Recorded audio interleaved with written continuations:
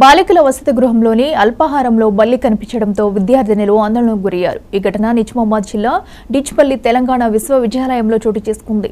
నిన్న అల్పాహారంలో బల్లి ఆలస్యంగా వచ్చిందన్న విషయం ఆలస్యంగా వెలుగులోకి వచ్చింది. ఈ విషయం బయటకు రాకుండా విద్యార్థినులను హెచ్చరించిన వర్సిటీ అధికారులపై విద్యార్థి సంఘాల నాయకులు ఆగ్రహం వ్యక్తం చేశారు.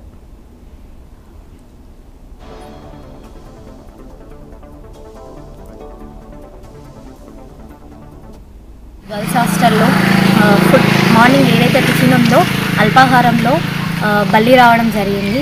సో ఇంతకు ముందు కూడా ఫుడ్లో పురుగులు అట్లాంటివి రావడం జరిగింది. ఇంతకుముందు కూడా మేము ఫిర్యాదు చేసినప్పటికీ కూడా ఎటువంటి రెస్పాండ్ రాలేదు, ఎటువంటి కఠిన చర్యలు తీసుకోలేదు.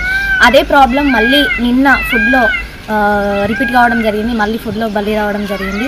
నిన్న మేమందరం కలిసి రిజిస్టర్ సార్కి కూడా ఫిర్యాదు చేయడం జరిగింది. వెంటనే చర్యలు తీసుకోవాలని మేము కోరుకుంటున్నాము. అట్లాగే ఇట్లాంటి సమస్యలు మళ్ళీ పునరావృతం కాకుండా చూసుకోవాలని కోరుకుంటున్నాము. అలాగే ఇక్కడ హాస్టల్లో ఫుడ్ కూడా అంతగా ఏం బాగుండట్లేదు. కఠిన చర్యలు తీసుకుంటే చాలా బాగుంటుందని కోరుకుంటున్నాము.